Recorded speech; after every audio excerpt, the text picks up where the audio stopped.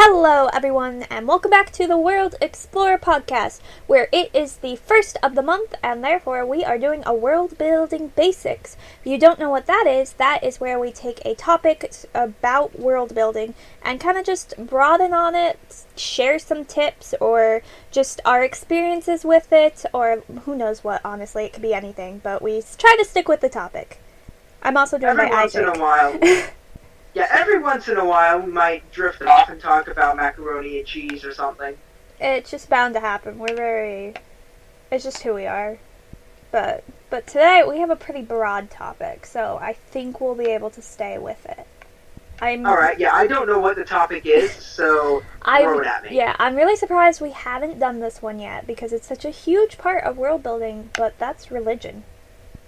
Like, making religions Well, I mean, it's only a huge part of certain world building. Yeah, Not all world building has religion, but yeah, that is a big part. I'd say, like, top 10 world building things you should learn about is religion's in there. Maybe even top 5.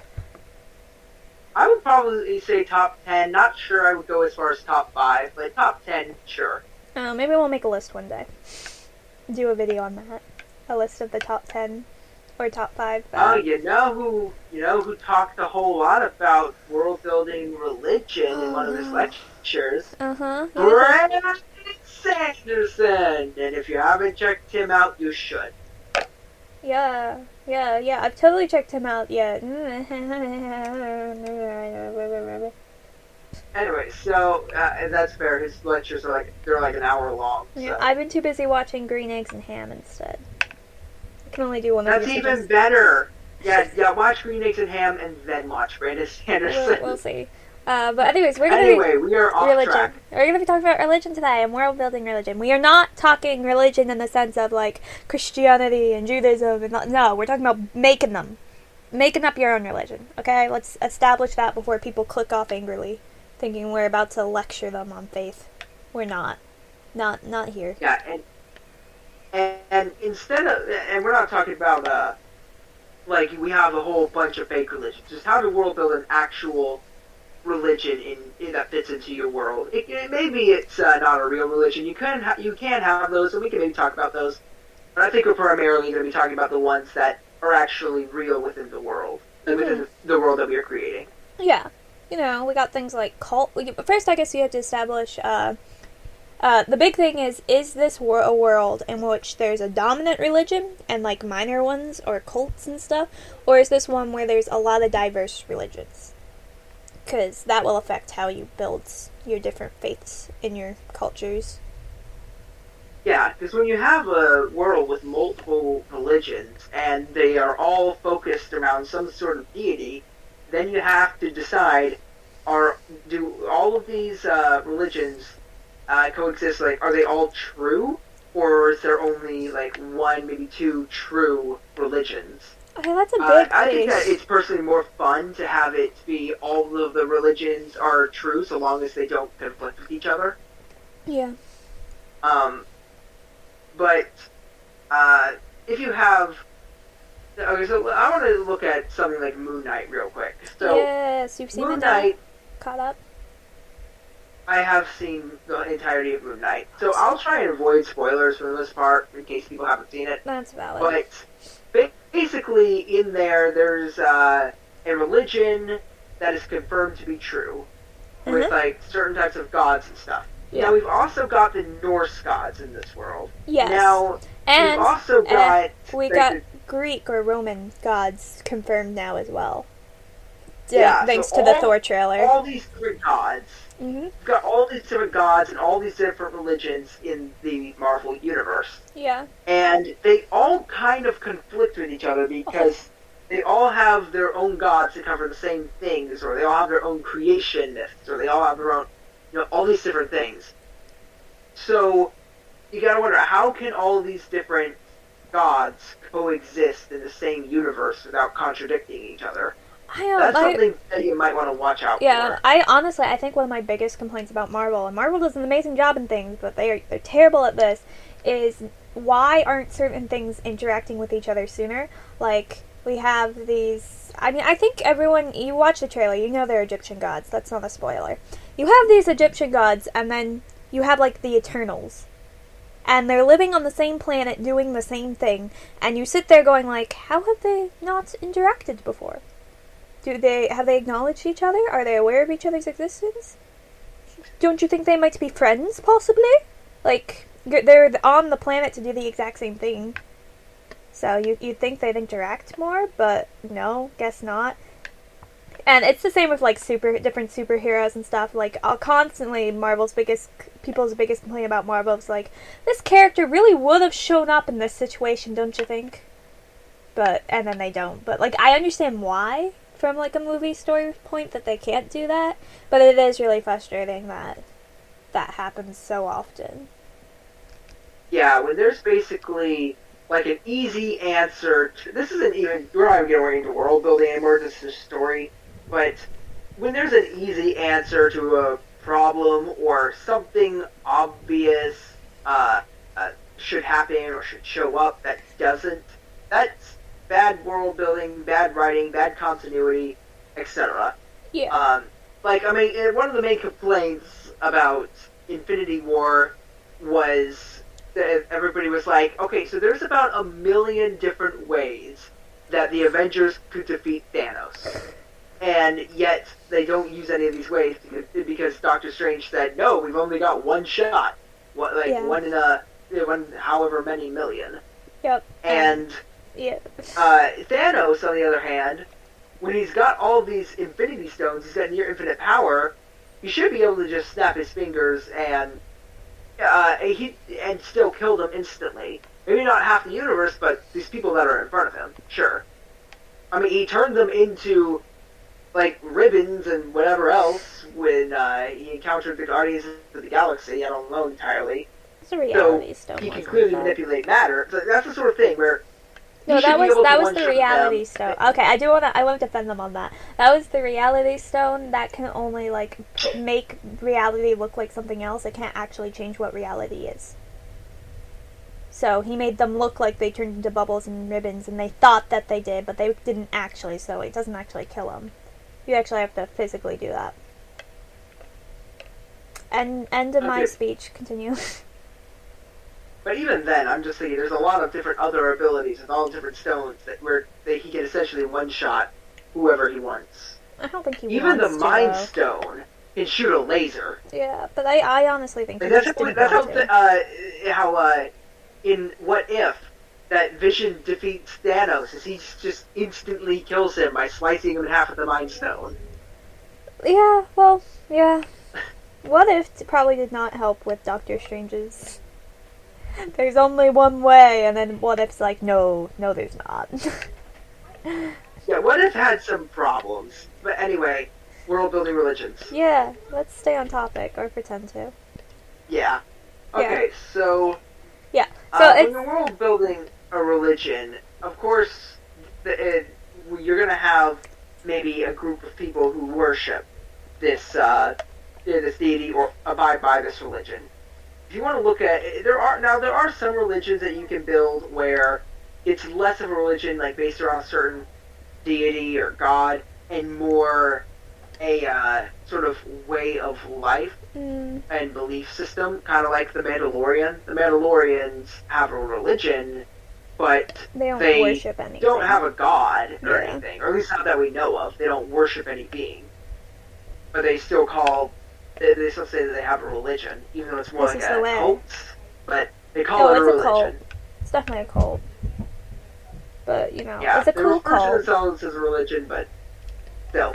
Yeah. Anyways, I mean, even the Jedi is like that. Like, that's honestly all of Star Wars' religion is they don't really have a deity, but they have a lifestyle, and, like, I mean, there's the Force, and there's the dark side and the good side, but that's not a deity. That's something they admit that they have control over.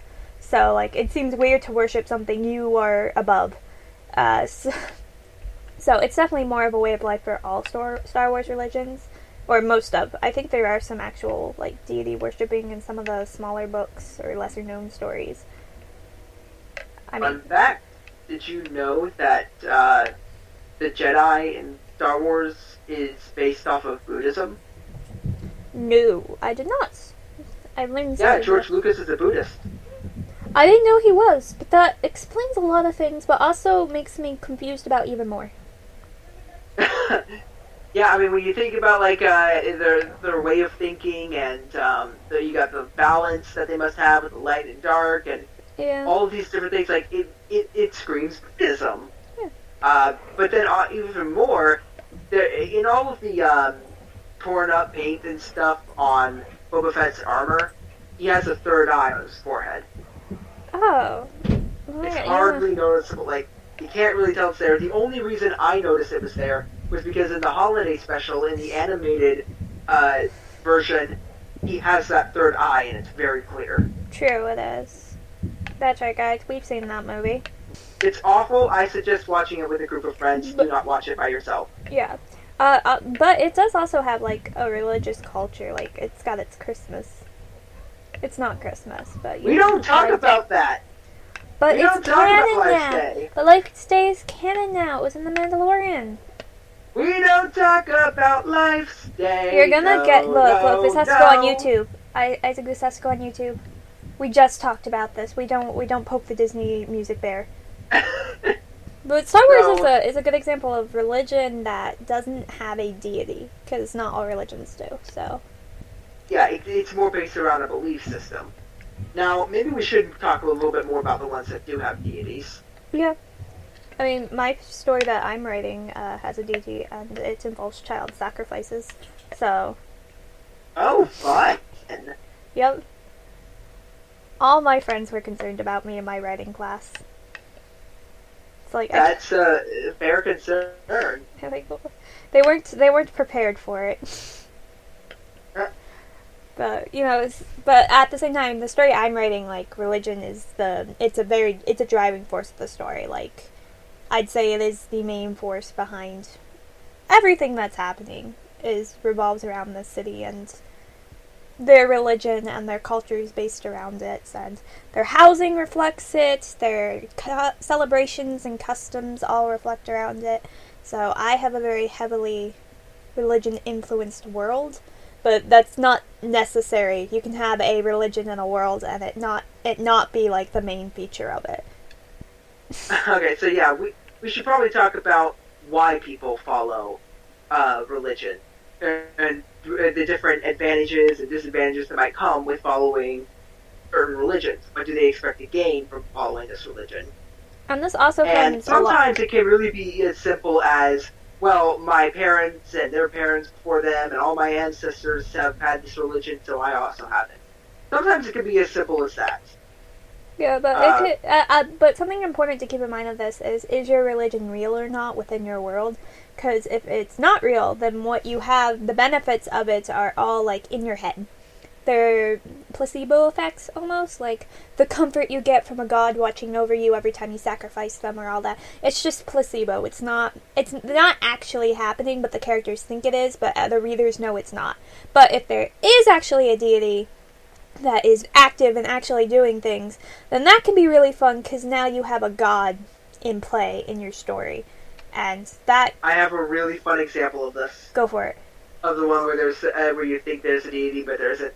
Okay, so Madagascar 2. Oh no. The water gods that King Julian talks about, where they throw a sacrifice into the volcano. Mm-hmm. And so King Julian is wondering, why didn't the sacrifice work? Even though, like, nobody was sacrificed. And then a shark jumps into the volcano, and they're like, do you think the gods like seafood? Well, let's find out. And they look down, and suddenly all this water starts filling the river out of nowhere. And they're like, yes, I did it! And what they don't know is that there was a dam that the main characters had just broken, upriver. Yeah. And that's why there was no water. And it wasn't the water gods. Like, that's the sort of thing. I just thought that was a really fun example. Yeah. And it also shows, like, that's like a little one-off thing of the story. It's not a big feature of the story, but it's a comedy relief. Religion has a lot of uses in stories. Like, it can be your comedic relief. A lot of people probably wouldn't think that, but, you know, having someone believe in something you know isn't, like, the readers and even other characters in the story know isn't true can be hilarious. It's kind of like the big example is having a flat earther just in your friend group. You just make fun of them, like, how do you believe in this? But they're so adamant on it, and so you just get a lot of humor out of it because it's so ridiculous that they'd actually believe that. Especially when you're like, you do realize we went on a plane ride around the world once. How do you still believe this? Yeah. Yeah, that's the sort of thing that can be just hilarious and fun. Religion's generally a thing that you want to take seriously, especially if you are basing your religion and your story off of a pre-existing religion that is not dead and that you are not a part of. Tread carefully. Very valid. Tread very carefully. Yes, that's... Yeah, people, sadly, are very... Yeah, people are very... They're overprotective of their religion, and it makes sense why they'd be overprotective of something they believe in. But I don't understand why they're so protective over their religion in fiction. I personally can't get behind that. Like, as a Christian, I read a lot of books where Christianity is explained in ways that is, like, portrayed in these fiction stories in ways where I wouldn't agree with, I don't think is in real life, but, like, it's a fiction story, so I'm just along for the ride. My biggest example of that would probably be Cassandra Clare's City of Glass series. I've only read the first 3 books, but they have, like, a whole angels versus demon things, but there's no God. And, you know, I could see a lot of Christians being like, how can you do that? How can you believe angels, demons, with no God? Like, that makes no sense. But I'm just sitting here like, it's fiction, it's fun, they're fighting each other, I really don't care. Oh, there's vampires now, I'm in for a ride. It's great. My grandfather, for whatever reason, he had read the entire Bible, like, cover to cover, he had memorized the whole thing, and for some reason didn't believe in God, but he believed Satan existed. Yeah, I mean, a lot of people are like that. Like, Satanism and stuff, like, there's no God, but there's a devil. He wasn't like a Satanist, like, well, yeah. He believed there was no God, but he believed Satan did exist. Yeah. And then proceeded to make canes with devil heads on them. Huh. Like, I don't think he was a Satanist, but he died when I was like 1, so I never really met him. Yeah, I don't have anyone in my family like that. We're either all like atheists or we are all diehard Christians. There is no in between in my family. I mean, like, I have a grandmother who's very adamant on miracles and, like, prayers, healing people, and she swears that she's done all these miracles, but she doesn't do them in front of other people, so, like, did she do them? Did she not? Type stuff, but... Yeah, I also have ancestors who are witches, so we can... I've got the spectrum. Just to make things even more fun, any Buddhists thrown in there? No. No. Just Christians and witches. So. That's quite the wide range. Same side of the family too. Like it's my dad's mom's. Huh. Yep. We call them the black sheep of the family, but they were in the Salem witch trials.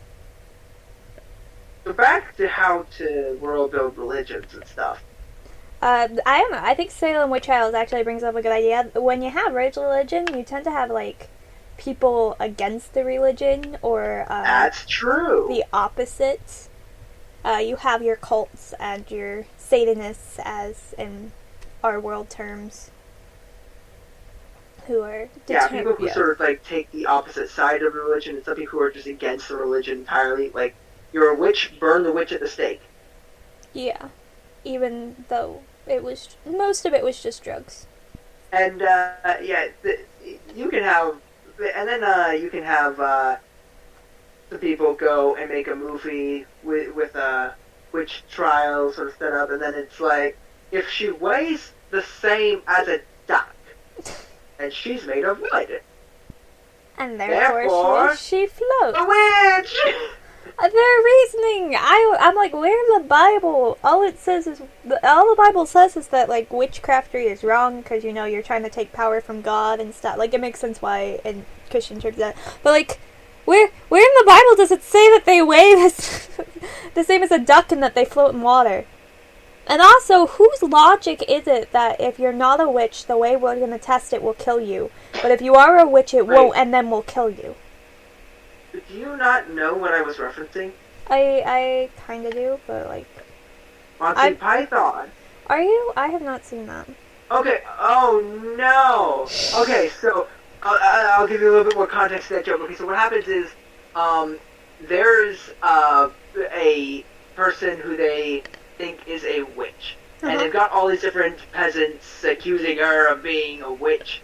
And they're like, he turned me into a newt. Or she, did this, and she gave me this sort of thing. She did all these different things. Mm-hmm. And, anyway, so there's this guy who's like, okay, so we need to figure out whether or not she is, in fact, a witch. How do we, do that? And he's like, witches burn, correct? No, actually, wait, that might not be it. I'm trying to remember how it went. One moment. Look, I have dim memories of walking into my dad watching this movie, and that's, like, about it. I know the killer white rabbit comes from that. But, like... Okay, I think that what it was the killer white rabbit did come from that. Yeah, that's all I know. So, they need to figure out whether or not she is, a witch. And I think what it was witches burn, therefore they are made of wood. So how can we figure out whether or not she is made of wood? And someone's like, we could build a bridge out of her. And he's like, and the answer is not, no, that's stupid. The answer is, but can you not also build bridges out of stone? And they're like, oh, yes, it's true. Like, so, maybe we could do, it's like, what else does wood do? Wood floats. Oh, okay, so now we need to find something that also floats. And they compare their weights. Like, so what also floats? And then they're all lost, and King Arthur is just like, a duck! He's like, yes, a duck! And so, if she weighs the same as a duck, then therefore, she is made of wood. And that means that she is... And then the entire crowd starts jumping up and cheering, oh wait, it's a witch! And so then they weigh her against a duck to find out if she's made of wood.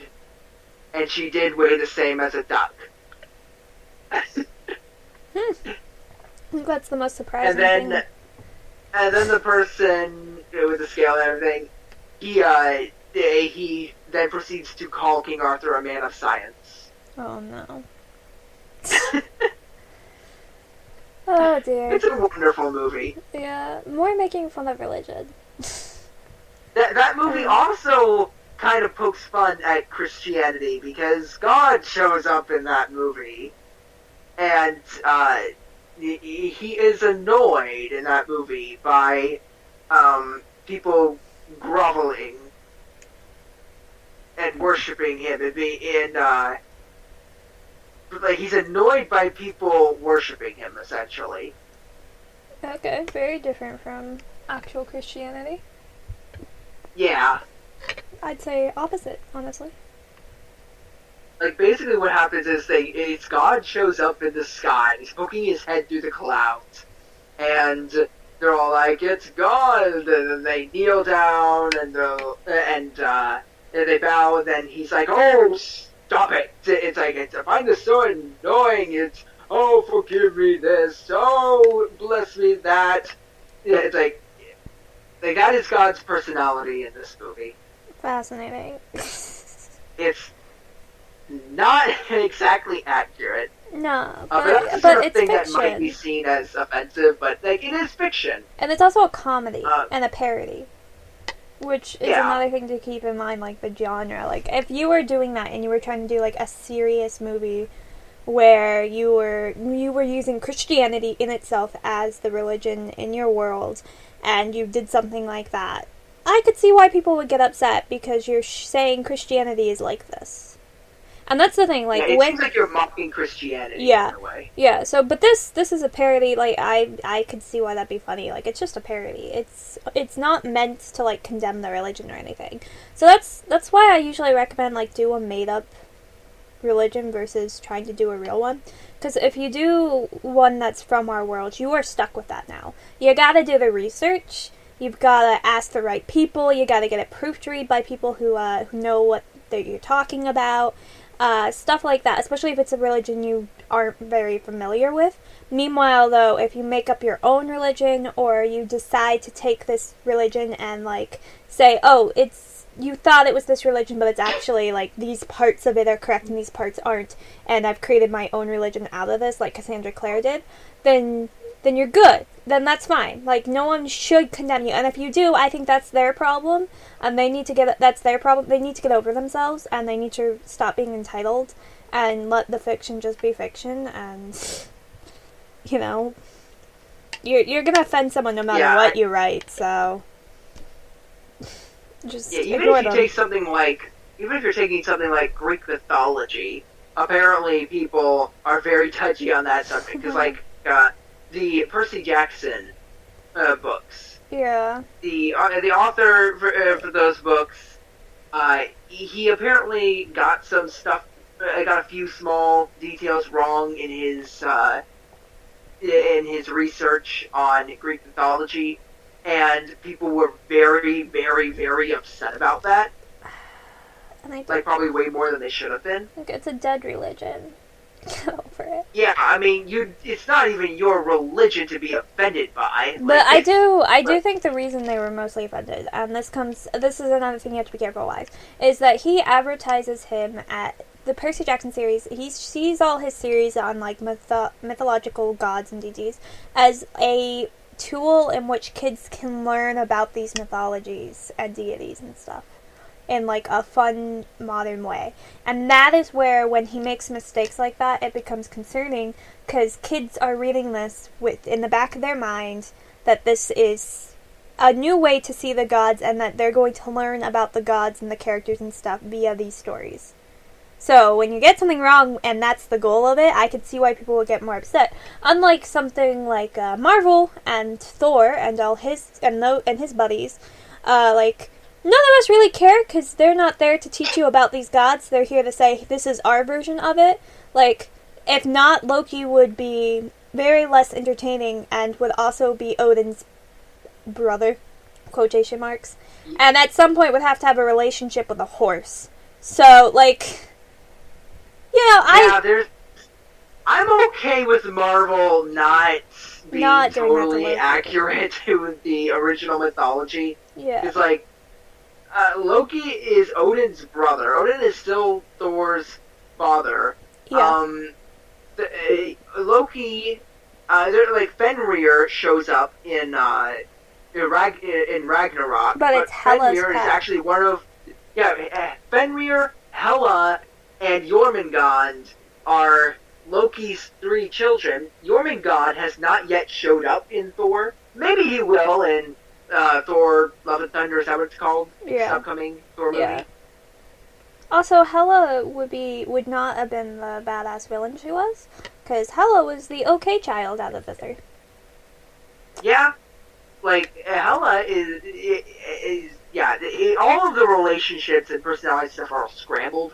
Yeah, and I'm okay with that, because they're not trying to educate you on Norse gods. They're just they're based off of Norse gods, and like the whole explanation that why they're so different is because myths had gotten it wrong and had mixed it up over the time with many translations and stuff, and so now they can kind of do whatever they want. And again, I'm good with that. I didn't want to see Loki sleep with a horse. Yeah, also, if they kept it accurate, Thor would be throwing a temper tantrum every 10 seconds. Which he does in the first movie, but it's nice that he was allowed to grow. That's true. Yeah. Like, he was basically a man-child in the beginning. Yeah. And the What If episode with him kind of puts emphasis on this. If it weren't for Loki, he would have remained a man-child. I know, there are some stories, like, which I think would have been fun.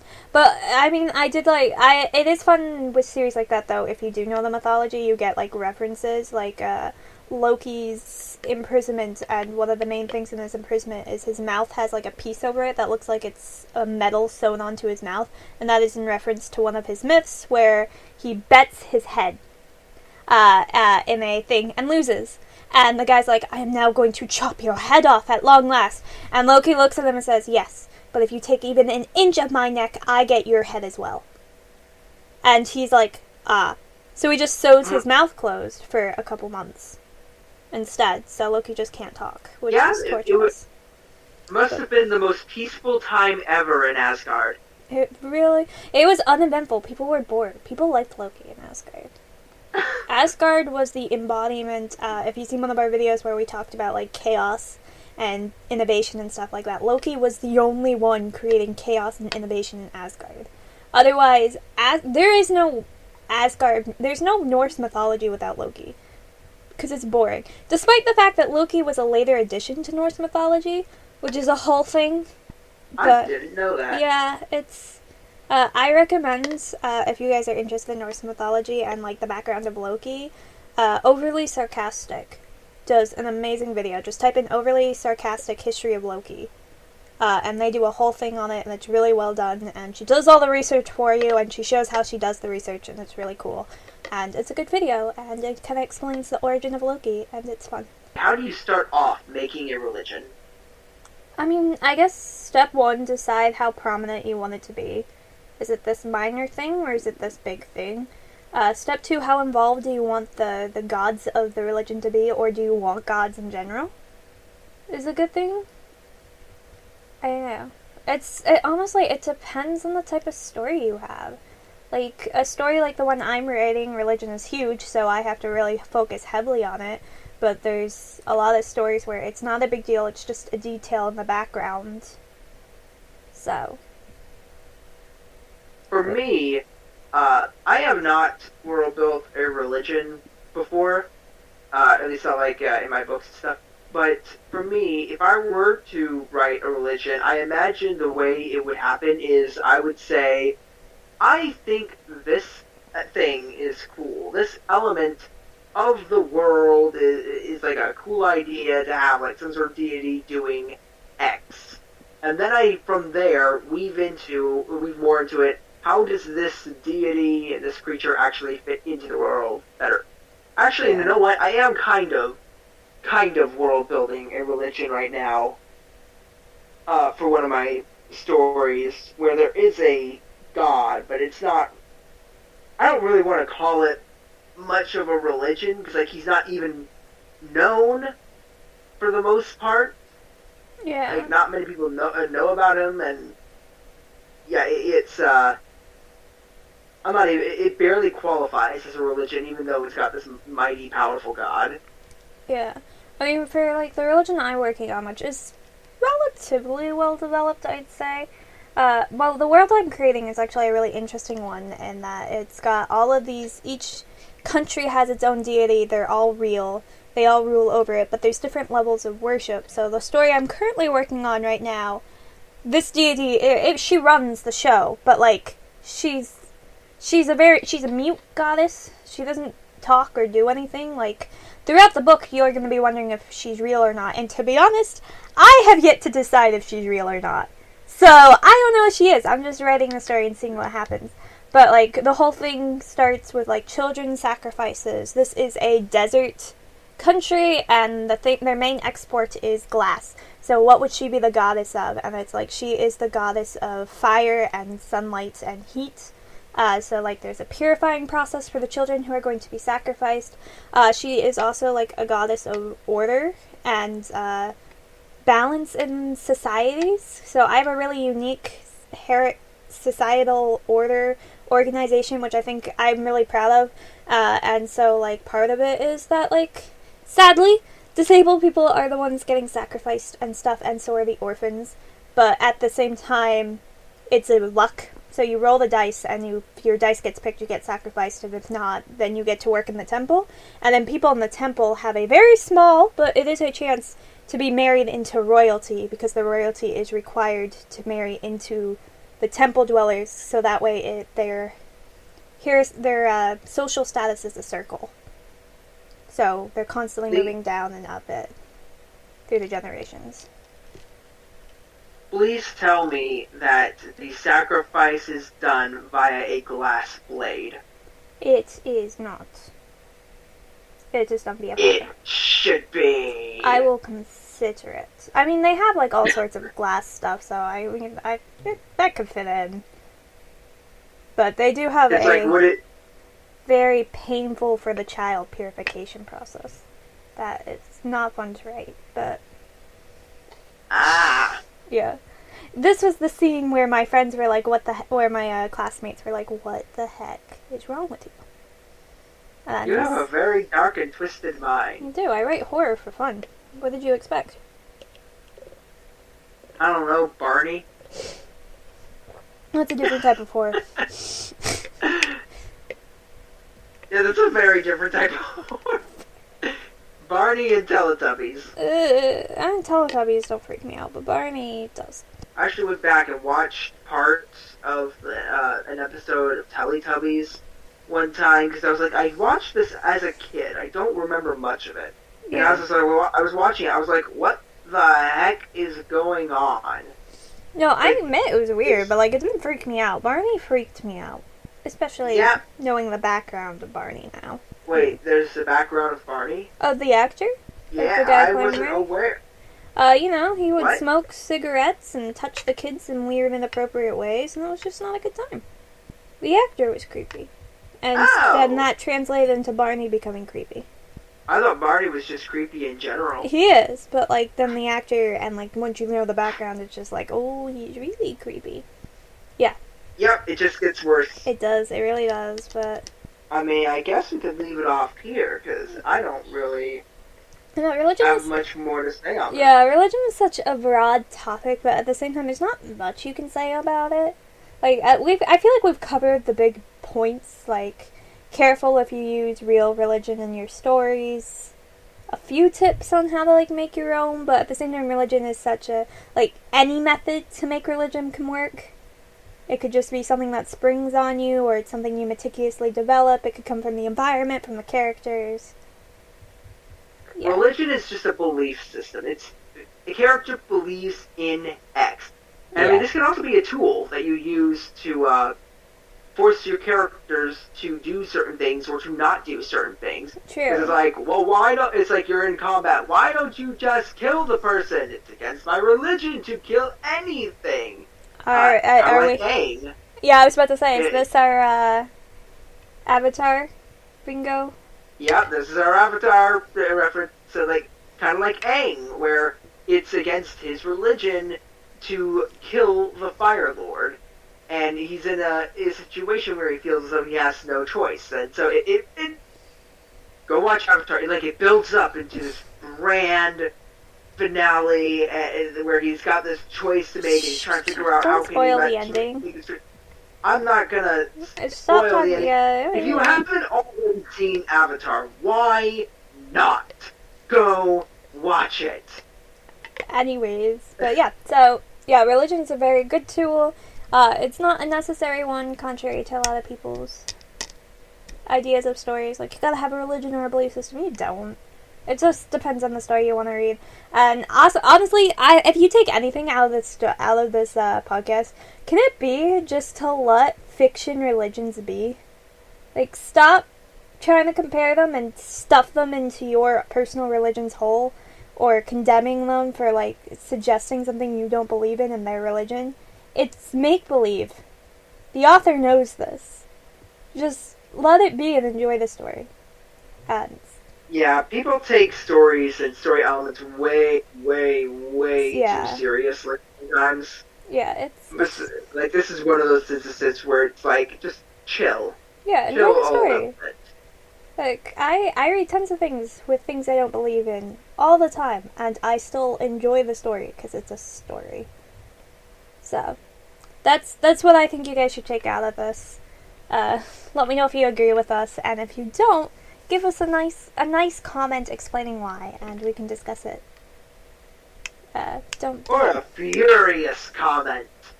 I don't want to deal. Look, I'm the one who deals with the comment sections. I don't want to deal with that. That's fair.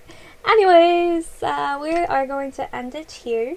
A shorter one today, but I think one that I'm just surprised we haven't done. But at least now we can say we've done it, and hopefully next month we'll have another fun topic to discuss, and we will get equally distracted while discussing it, I'm sure.